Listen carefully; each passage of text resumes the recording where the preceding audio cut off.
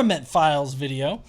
This is Firmament Files. Everybody say hi to Firmament Files in the chat there. Hi, Firmament. I'm just going to call you the Firmament. I mean, you kind of look tangible in it. You mentioned that later. But okay, so let's see what Firmament has to tell us. What you got to say? Shit, y'all can't fucking hear. There we go. So when it comes to cosmology, there's basically two schools of thought. You got Geocentrism, which has actually been the main school of thought since the beginning of time. Every civilization basically believed this, that we lived on a flat, stationary, enclosed plane where the sun, moon, and stars are the ones revolving around us. And you've also got heliocentrism. All right, before we get to heliocentrism or whatever kind of bullshit that you're going to spout there, let's tackle this whole geocentrism shit. Now, I guess it can be said that prior to, like, Copernicus and Galileo and everything like that, people thought the geocentric model was the model, hands down. But then after the heliocentric model, all of the civilizations past that were like, oh yeah, we revolve around the sun. Okay, we orbit around the sun. So you're saying that like the civilizations or the groups of people or whatnot that comprised the believing in the geocentric model is representative of most of the civilizations in all of recorded and non-recorded history. I think that you really need to tally up exactly how many fucks have died since the heliocentric model took over versus the geocentric model. Because I'm fairly fucking certain that it's going to be pretty small, especially if you whittle it down to just the civilizations that supposedly believed in it. So, yeah, I mean, I would say that you're wrong there, that for a majority of the time, people have not thought that the Earth was the center of the universe. I would highly contest that idea. Now let's get on into the heliocentric model, which tells us that we are spinning at over 1,000 miles per hour, circling the sun at 67,000 miles per hour, while the whole galaxy is traveling through infinite space at crazy speeds. All right. Yeah, that is pretty amazing. But that doesn't mean that it's not true. If you understood like relativity and how relative speeds work, like you're moving at a certain speed relative to a reference point is what you're doing. Cutthroat Gigolo! He sounds like Matthew McConaughey. All right. I think I fucked up Matthew McConaughey's name though. Some people are saying. Is it?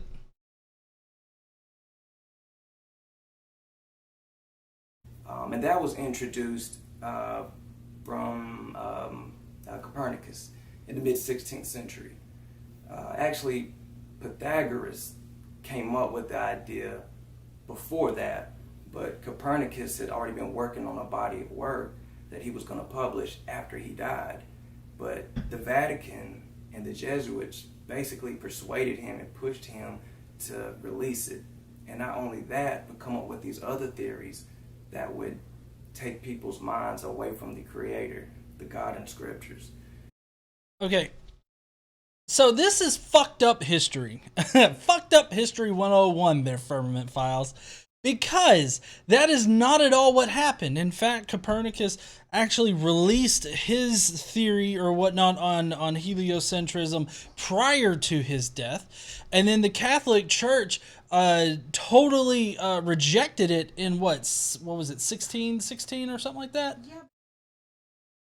They were fine with it until 1616. And so it wasn't to turn people away from God.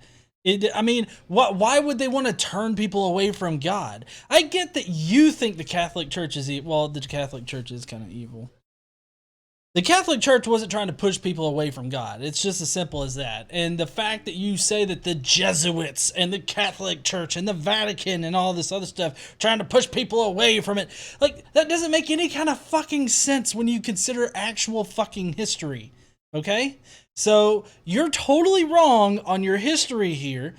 And the Catholic Church hated the whole heliocentric idea. Fuck, they put Galileo in his house until he fucking died. So don't tell me that the Catholic Church pushed him to fucking publish it to turn people away from God.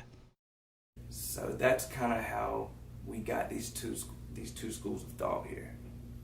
So now, well, no, that's not how we got those two schools of thought. I mean, you said this is how we got those two schools of thought. No, you just stated like the geocentric universe idea, and you just said that's what they all believed all the way up until heliocentrism fucked us over. You could have said, oh, well, that's Ptolemy's idea, the whole geocentric universe, and it started way back then, and that was the reigning, consensus, and then shit changed. Did you know that the reason why shit changed with the heliocentric model is because of the fact that we couldn't predict the moon phases or predict lunar and solar eclipses? The fact that the geocentric model didn't provide any kind of predictive capability? You didn't happen to mention any of that because I'm fairly certain you didn't look it up on fucking Wikipedia or any kind of 5-second goddamn Google search. that we have the two schools of thought already set up. By the way, how's the volume? Is his volume pretty good? I want to make sure you hear this shit.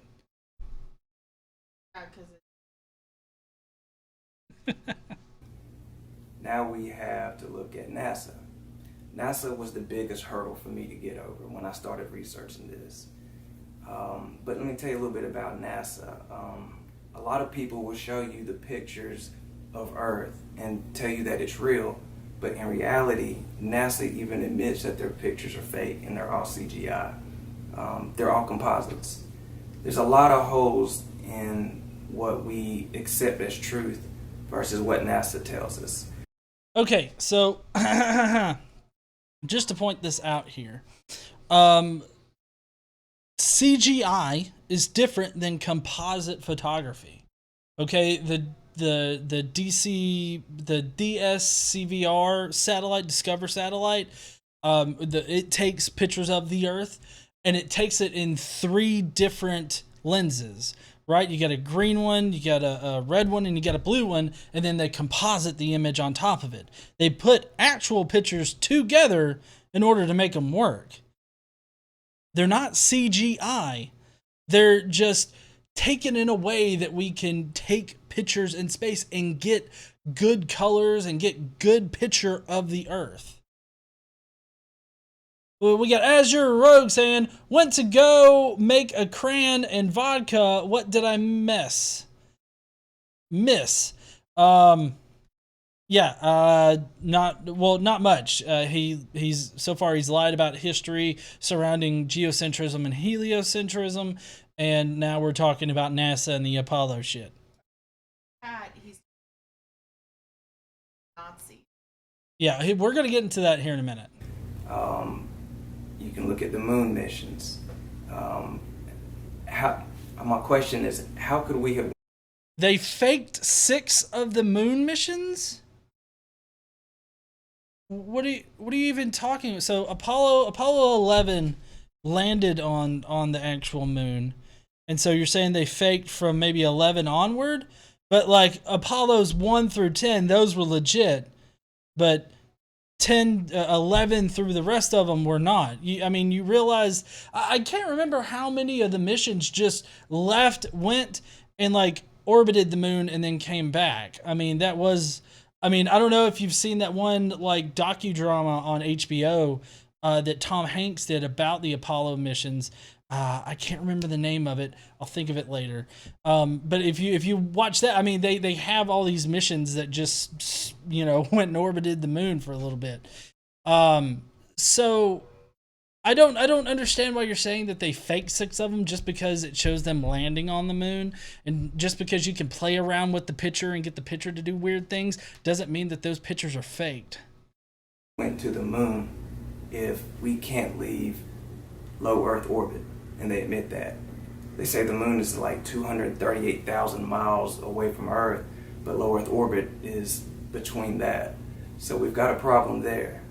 Nope, actually, there is no problem there. If you actually researched, the Van Allen radiation belts, I'm guessing that you didn't actually research that point. I'm guessing you found some kind of flat Earth Q&A page or something like that says we can't leave low Earth orbit.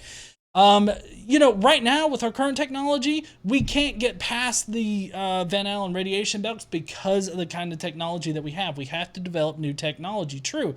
But that doesn't mean that in the past, we have not passed through the Van Allen radiation belts. Now, the the command module and the lunar lander, those were shielded from radiation. Also, the fact that the actual mission went through the thinnest and weakest parts of the belt, they did not get enough radiation to actually fucking matter. They got less than 1 rad going through there the entire time that they were there. Less than 1 rad. That's like 2 or 3 fucking x-rays. I don't know if you've had an x-ray, but you've had about as much radiation as the astronauts have had. 420 Devil Dog. Don't do drugs or believe flat Earth, kids. Christmer. This guy's idiocy is giving me a headache. I wonder if he's still in the chat. He is still in the chat. Why can't we go today is what he's asking kind of in the chat. Well, the reason why we can't go today is we have digital equipment. And also the Apollo technology we had to do away with because of the fact that it was getting really old and worn out. And there's no reason for us to have that equipment and have it and just keep using that same equipment. We can develop new technology to get that far out. Okay, but also we need a good reason to go there. What other reasons are there to go back to the moon? What are we going to do? Build a spaceport on the moon? I mean, that would be awesome.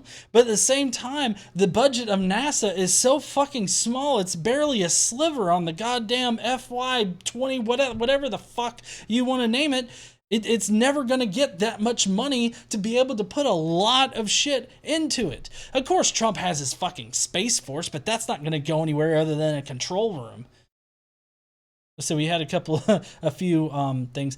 Laws Baker, another freaking FE liar. My face hurts. 0. The Van Allen belts are rad. Seriously, please, no bully.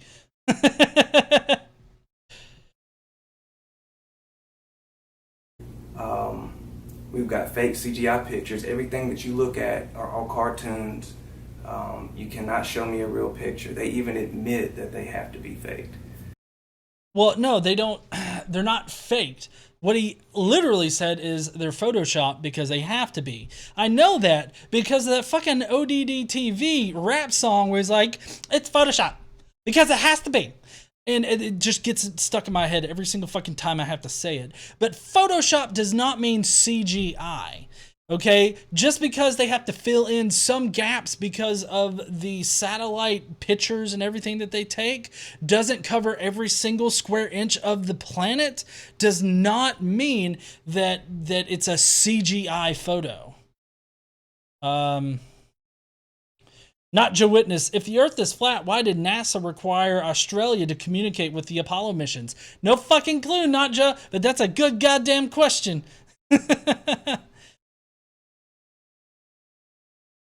Milwaukee Atheist. This guy has over 100K subs? How? No, actually, he doesn't. He has just under 100, but Celebrate Truth, he's the one that has over 100,000. It was posted on their channel.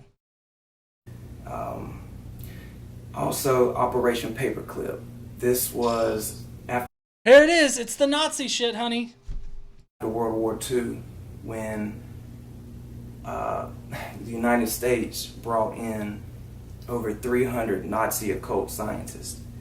I like how you attempt this whole genetic fallacy throughout the entire video here. You know, I mean, first of all, it was a fallacy from tradition, or an argument from tradition earlier, was stating that, you know, because older civilizations believe this, then we should now believe it too because it's the truth back then.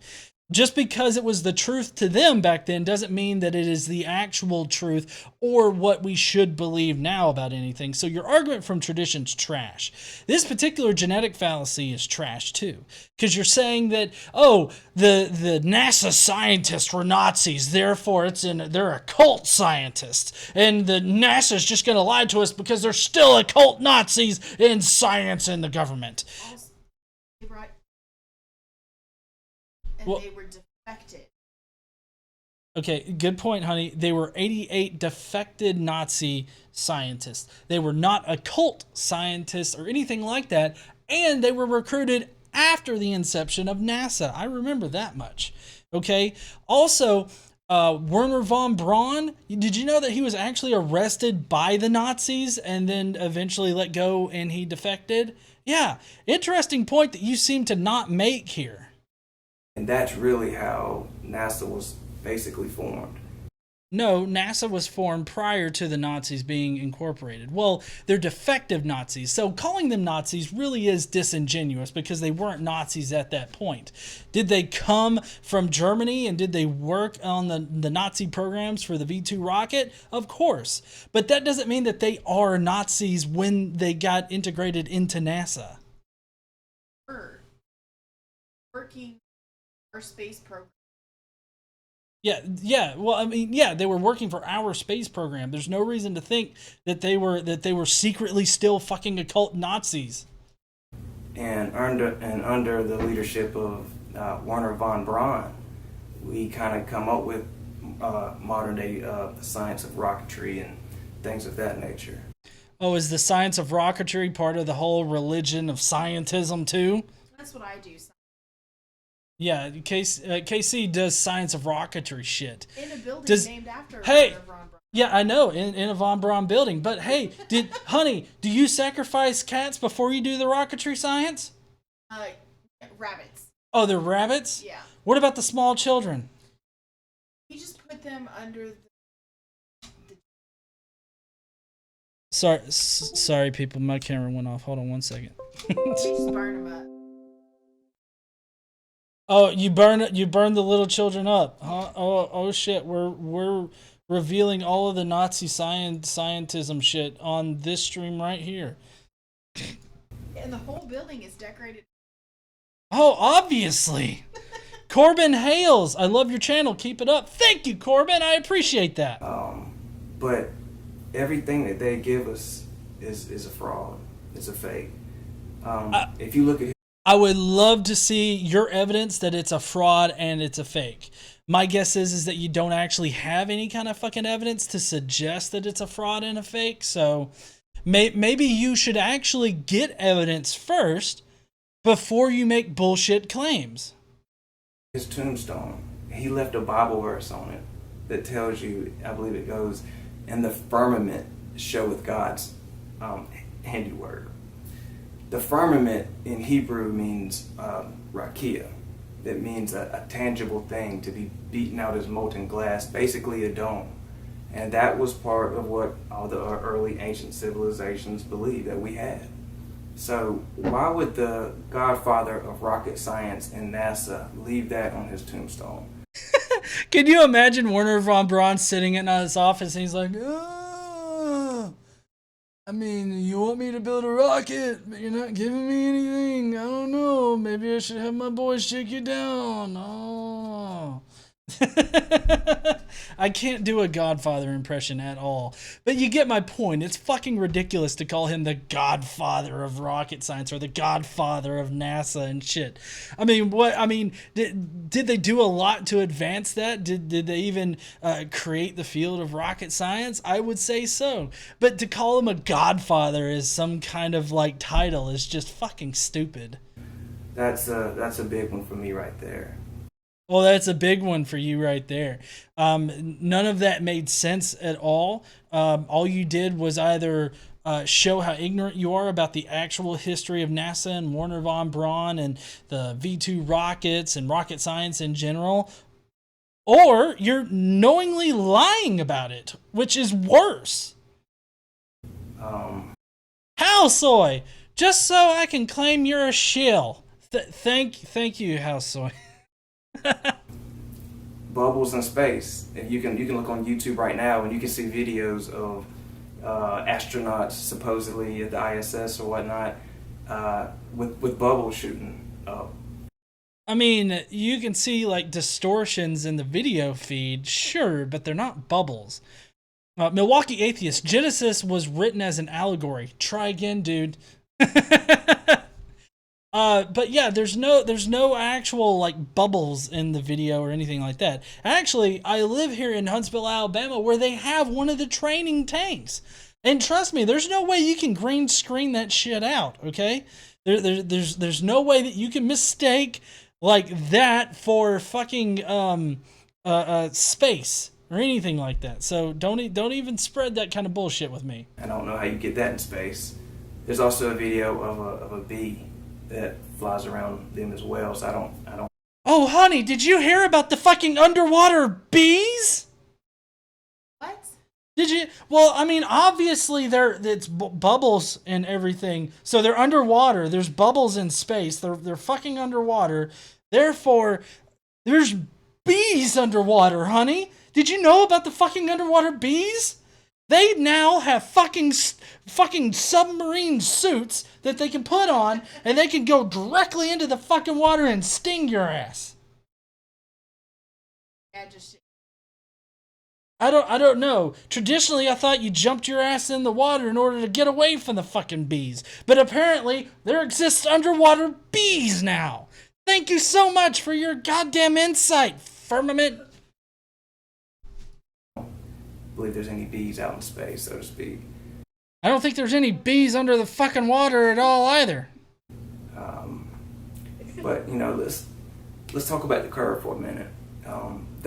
Let's talk about the curve. I would really appreciate you telling me about the curve. The only time you've ever seen the curve is through NASA pictures.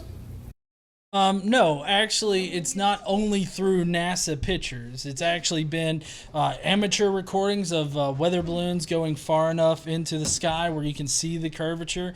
Actually, in that Convex Earth documentary, they actually showed the curvature of the Earth in a balloon that they sent up. Tiberius Kirk, great way to spend Friday night. Vodka and Godless Engineer. Woo! You know what? I almost forgot about my goddamn beer. But no, NASA's one way. There's the ESA that also is able to do that. You've got JAXA that's also been able to do that. And like I said, the amateurs out there that can send up balloons and shit like that and measure the curve. I mean, there are ways to measure the curve without actually going up into the air. I mean, I could throw out that one Greek fuck that did it. Measuring from the equator to another place and calculating the circumference of the Earth. But you know what? You're not going to accept that because to you, magical fucking AE flat Earth shit map operates exactly the same way, and so you're not going to accept it. There's never been a scientific experiment that has shown the curve or any motion of the Earth at that. That's bullshit. You know how I know that's bullshit? I got it linked down below where you can test the Coriolis force. That's the force when you drop like a ball or something from a high height and it actually moves to the west if you're in the northern hemisphere or the east if you're in the southern hemisphere. It'll push these free-falling objects away. It'll push them away, motherfucker. So that is a test. You can say, oh, it's not a test, all you want to, but it is. That's a legitimate test that you can perform yourself with just a high fucking place and a ball. So, but even then, like a cannonball dropped from a pretty high height, it'll only move like on the order of centimeters. Okay, so you got to take that into account. And then there was testing the whole curve thing. Obviously, you can see ships going over the curve. I mean, that might blow your mind, but you can literally see it. Oh, wait, hold on. I think, Cutthroat Juggalo! Google that Lake Pontchartrain transmission line. That's actually a good one to actually look at, but, he's just going to make up shit as to why it's not actually there. Hundreds. The Michelson-Morley experiment, which we've never been taught about in school, was trying to detect the Earth's motion around the sun. Okay, hold on. I forgot to look this up, and it was on my mind to look it up. What did he say? Asking for. I told him to stop in the very money again.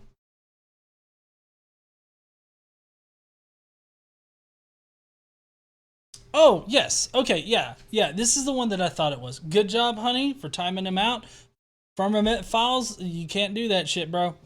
Anyways, so the Michelson-Morley experiment wasn't an experiment to actually test like how fast the Earth is moving or that the Earth is moving at all. It was actually trying to test whether or not there was this ether that was out there, this unknown like sort of medium that everything flows through. And it failed because there is no ether. There was another experiment, I can't remember the name of it, but it was also trying to test for the ether. But flat earthers are always trying to say that it's testing the spin of the Earth. No, it is not. It is testing for an ether, and they always fail. They always fail because there's no ether. So you're either misinformed or knowingly lying about this Michelson-Morley experiment. Try to do better research before you put yourself on fucking camera espousing all of this bullshit. Because then maybe you'll rethink actually doing it. And it failed. And right after that is when Albert Einstein came out with his theory of relativity to basically kind of cover that up. No. Well, I mean, after this point, Einstein did come up with it, but it wasn't because of that necessarily. It's not like he was like, oh shit, I gotta cover this shit up. Fucking Albert Einstein's wife? What the fuck am I gonna do? I got it! Theory of relativity! No. So, no, that's not what it was like. It was more like, oh, that's a finding. And then later on, Einstein's like, well, let me see if I can explain this other shit and whatnot. Theory of relativity. That's how it fucking happened. So there's a lot of experiments that we have not been taught or told about. What? Michelson-Morley, Michelson-Gale, Aries failure, Sagnat effect. That's a long fucking list. Lunar waves, star trails, wind currents. You know, the pressure systems and winds and weather is an effect of the Coriolis force. Like, that's the reason why storms form and shit. Bedford level? Seriously? Let's talk about the horizon. When you go to the ocean, people will say that, well, you see that ship over there? You see it disappear out of your eyesight and go over the curve of the Earth? Well, according to spherical trigonometry, 8 inches per mile squared. That's the formula that they give us. Okay, spherical trigonometry. That doesn't make fucking sense. I feel like this right here is something that was generated by a flat earther. I don't know, because it's just basic trigonometry. It's not spherical trigonometry. I don't know. Maybe there are some people that call it spherical trigonometry. It's just basic. It's just trigonometry. But I mean, he is right. Like, as far as for short distances, that kind of works. I think about after 10 miles, it doesn't exactly give you the correct measurements. But also, that particular thing doesn't account for like atmospheric refraction and all this other shit. So you can't only use that in order to say that something is fucky. Corey Morenson, I've been down the rabbit hole. Incels are crazy. Yeah, they are. But so the 8 inches per mile squared does give you a nice roundabout thing. But also you have to consider atmospheric refraction that causes light waves to sort of bend with the Earth. But it's not that it literally bends, that it refracts off of the molecules just above the water, right? And the more refractions it does, the smoother the curve is. It's just like in video games or anything like that. The more points of the more points that you have, like on a line, the more curved, the smoother it's going to look. So it seems to bend with the curvature of the Earth a little bit, and so you have to take that into account. You can't just throw that out the window because we've been able to prove it. It works with how reality works. It gives us a nice predictive model, so you can't just chunk that shit out the window. So if you take a zoom lens and you zoom in on that ship, the whole thing comes back into view. Nope, that's bullshit too. The whole thing will not come back into view. In fact, if it goes far enough, you can actually see the ship completely disappear. And it's not because you can't just zoom in anymore, because I can guarantee you can get a fucking telescope out there, zoom in on the exact same fucking location, and you won't be able to see the ship, okay? So don't sit there and tell me that it just goes out of eyesight when it's visibly below the water. Like, I can't zoom in to the water and see through the water and see the shit. That's not how shit works. It is literally below the water. From the bottom to the top, everything. And according to that formula, you shouldn't be able to see that. I'll give you another example. From the Indiana Dunes National Lakeshore, you can see the Chicago skyline from over 50 miles away. Yes, you can. You know why? Atmospheric fucking refraction, you dipshit. That's how that's explained. There, you can go out on the web right now and you can type that exact thing in and you can see a side-by-side thing, an hour-by-hour thing of how the light starts bending with the curvature of the Earth, and you can see the skyline because it's a fucking mirage. So that would be, 50 times 50, 2,500 times 8, 20,000. Divided by 12 is roughly 1,667 feet of missing curvature. Okay, no, there's no missing curvature here. Even though the picture that you showed did show how there's atmospheric refraction showing the Chicago skyline, if that was the Chicago skyline, you still have a lot of Chicago that's fucking missing that is actually below the horizon line. So I'd love to hear how you explain that. Not just that we can't zoom into it, it's literally not there. I would love to hear your explanation for this. So we've got another problem there. And water is water's natural. Water naturally seeks and finds its own level. This is the worst argument for a flat Earth ever. True, water in small portions finds its level and it's flat. But if you apply that to a large enough area, of course the water's going to bend with gravity. I know you fucks don't think gravity actually exists, but you need to get over it because the basic laws of motion do not explain our reality without gravity. So please, explain it without gravity. Tell me what force causes shit to fall down. Because if you just have a ball right here in the air and you let it go, there has to be some kind of fucking force that is pushing it down or pulling it down, like gravity. What?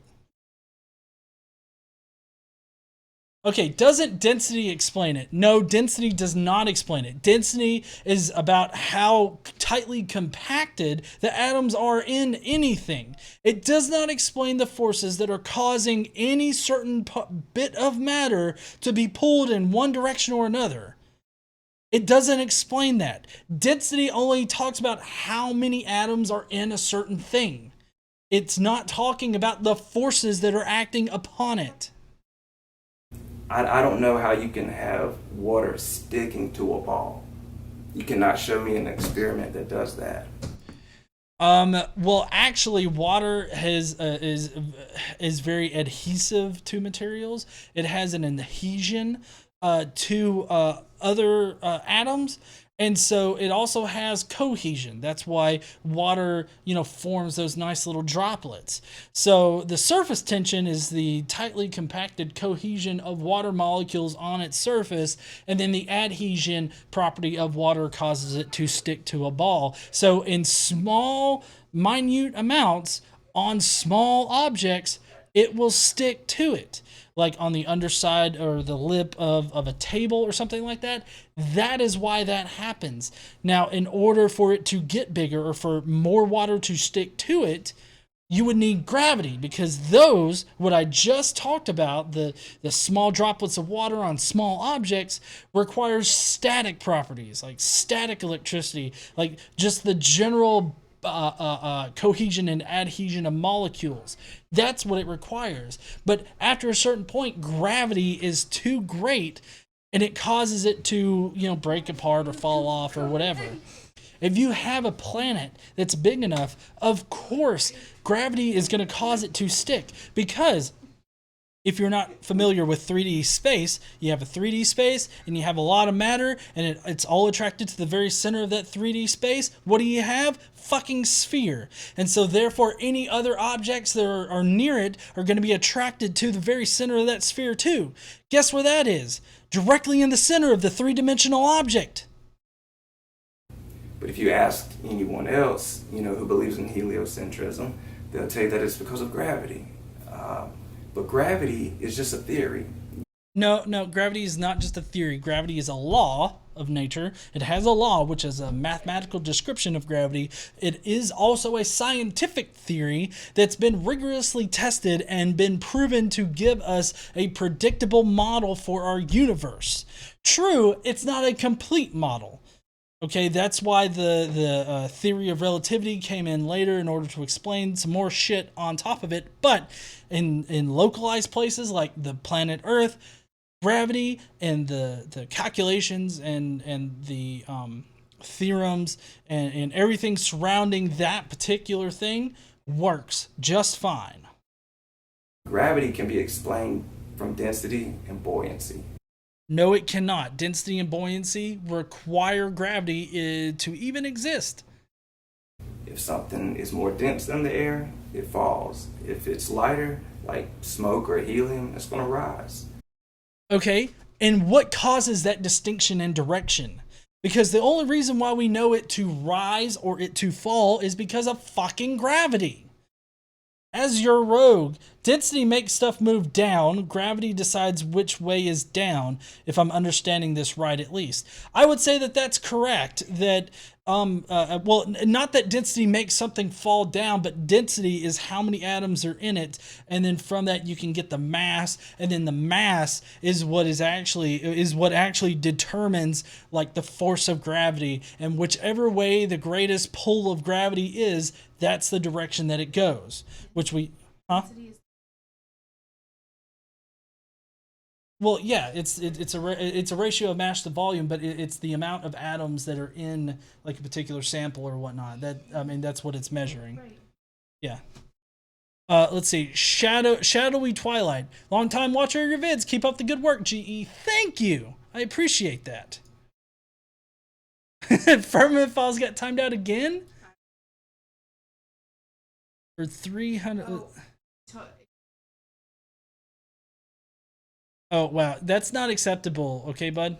So, no gravity needed. But, like I said, there's no experiment that's ever been able to detect motion of the Earth. You cannot measure a curve. Okay, you can measure a curve and you can detect the motion of the Earth. Even if you just wanted to look out in the night sky, you could look out in the night sky in January and then say in June and then another time like December maybe. No, maybe not December, but maybe like September or October. And you would see completely different like skies. Like you would see completely different like stars in the sky. They would be moved in different positions and whatnot. That right there alone shows us that we are at least orbiting around the sun. And then the fact that we have a 24-hour day, or roughly about a 24-hour day, you can then, using simple math, extrapolate how fast we are actually turning. And even then, you could extrapolate how fast, like if you were to accept the flat Earth model and the sun's actually revolving around the sky, you could in fact infer how fast the sun is moving in the sky. Because it's either the Earth is spinning on its axis at 1,000 miles per hour at the equator, or the fucking sun is. It's either one. And even then, on a flat Earth, I'm just now thinking about this, it wouldn't explain why I experience a slower speed at the place that I am than on the equator. While, why would the sun move in a different speed from where I am to the equator? Why would the sun move at that different kind of speed? I'm kind of curious about that. Please explain. People will say, well, we're just so small. If you go up into an airplane, they say you can't see the curve because you're too small, and the Earth is so big. Well, you can if you go up high enough. I think generally commercial flights or whatnot wouldn't go so high to where you could visually detect the curve. I think that if you had a high enough resolution camera, you could probably go and do it, but. Anyways, as you're a rogue, as a trans person, I take great offense to that, you flatard. But at the same time, they'll tell you that you can see a ship disappear over the curve of the Earth, which to me just sounds crazy. That doesn't make any sense at all. I like how that sounds crazy. Like, it's not crazy that, the sun revolves in the sky at variable speeds depending where you are on the fucking Earth. That part's not the crazy part. The crazy part is ships going over the curve. When you can literally go to a beach, see a ship go over the curve, and be like, I can't zoom in anymore, but I definitely can't X-ray fucking Superman my vision through the waves. If you take into effect surveying, if you look at canals, bridges, tunnels, and railroads, none of these people factor in the curve of the Earth when they're building these things. Why would they need to factor in the curve of the Earth on railroads? Now, if you're wanting to talk about bridges and shit, of course they have to factor those in. Okay? Of course they have to factor in the curvature of the Earth when they're building a bridge that's long enough for the curvature of the Earth to come into effect. I mean, they have to do these things. Saying that they don't is not real, is not true. So that's another big point for me as well. A lot of people want to bring up the Coriolis effect. So let's say a bullet is traveling 1,700 miles per hour. And the sniper has to take into effect the spin of the Earth. Okay, so I think he says something stupider here in a second. Why would that be if Tiger Woods doesn't have to do it on a par 3? Boom! Fucking flatards! What do you got to say about that? Fucking Tiger Woods drives a goddamn golf ball 5, 10, 25 million miles. He doesn't have to take into the curvature of the Earth, motherfucker. Okay, look. In fact, Tiger Woods doesn't need to take into consideration the curvature of the Earth because he doesn't fucking hit a golf ball 3, 4, 5, 10 miles away. So yes, snipers do have to take into account the curvature of the Earth when they're shooting fucking long distances.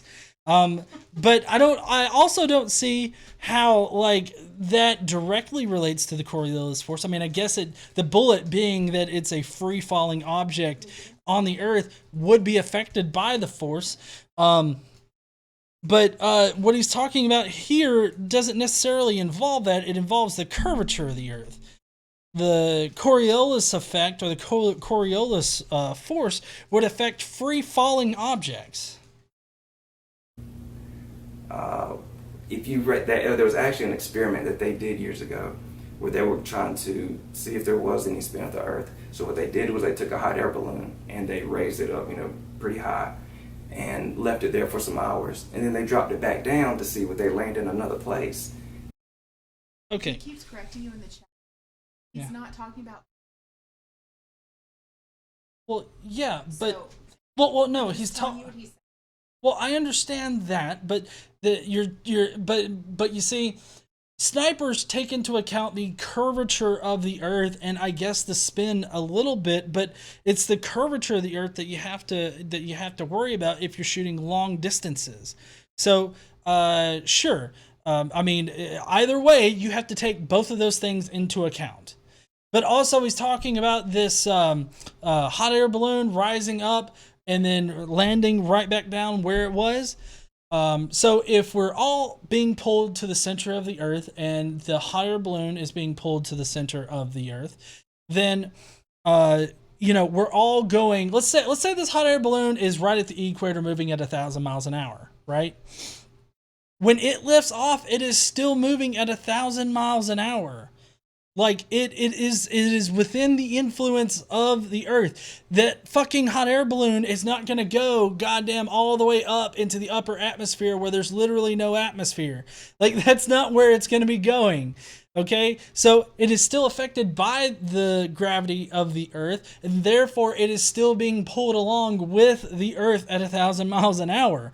We can't detect that because we're moving at 1,000 miles an hour relative to points outside of the Earth.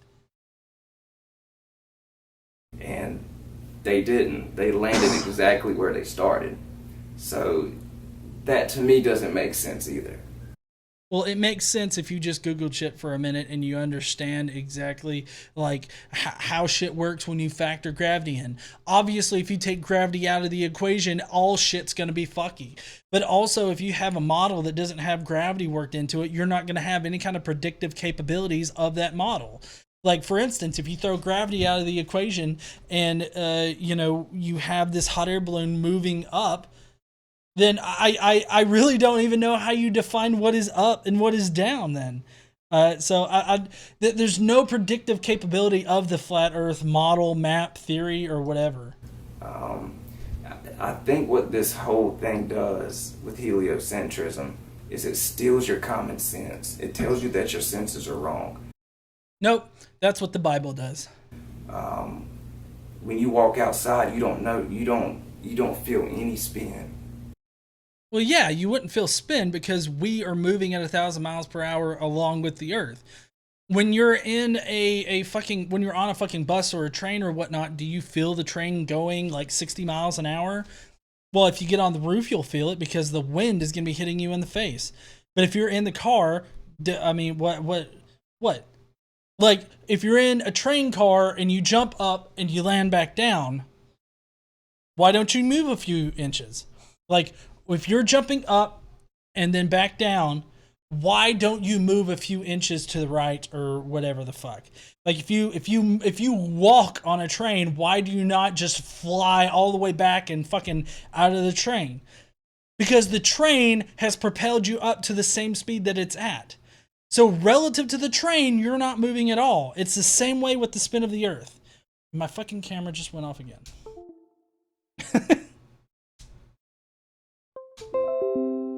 Sorry, I'm having to restart shit and do this thing and that thing. Talking. 420 Devil Dog, explain hurricane spin north and south of the equator. That would be interesting for him to do on a flat Earth. But they tell you it's an illusion.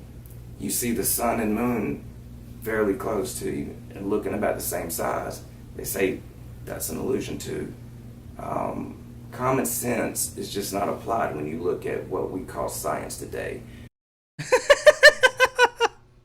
I like the entire video, he has no common sense, and then it's like, oh, it just doesn't have any goddamn common sense nowadays, this fucking science shit. Honestly, in my opinion, it's more of a religion. It's more of scientism. No, it is literally not a religion. Religion has dogma, it has practices and all this other shit that can't be challenged and whatnot. It makes literally no sense for you to call science scientism and that it's a religion. Instead of actual science. Okay, I don't know if you had more to say